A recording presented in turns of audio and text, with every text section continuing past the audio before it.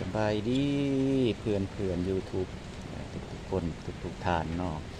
ที่ให้เกียรติติดตามรับชมคลิปที่ผ่านมาที่ข้าพเจ้าได้เอาลงไปเนาะมื้อนี้นี่เฮาสิพามาเบิ่งการปาดส่วนไม้เนาะจากส่วนไม้ธรรมดาเด้อจากส่วนไม้ธรรมดาเหลี่ยมที่ว่าเฮาอยากตกแต่งเนาะเป็นไม้น้อยๆขนาดน้อยอยากปาดให้เป็นรูป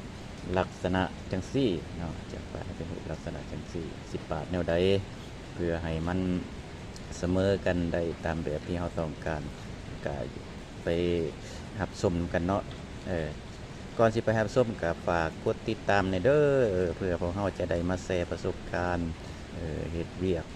ต่างๆนำกันเนาะเพื่อมาแชร์ไอเดียของแต่ละคนนำกันเนาะอย่าลืมกดติดตามเด้อกดติดตามวิดีโอให้แน่เนาะเพื่อเป็นกำลังใจในการเฮ็ดเวียกไปได้ไอเดียในข้างหน้าอีกมาแชร์ประสบการณ์นำกันเนาะ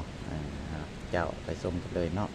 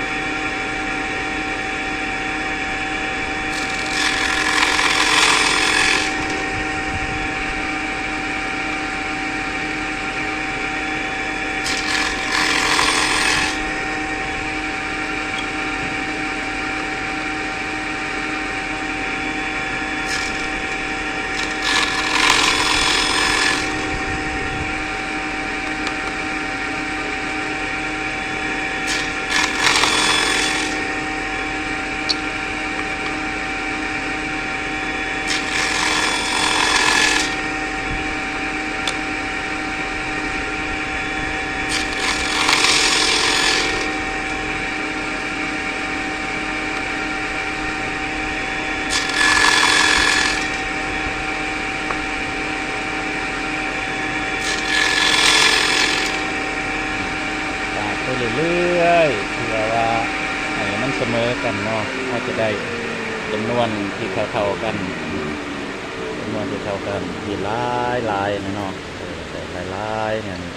แต่มันเป็นหูพานแล้วนี่จากไม้ธรรมด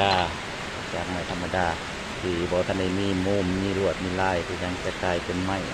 ที่ของเฮา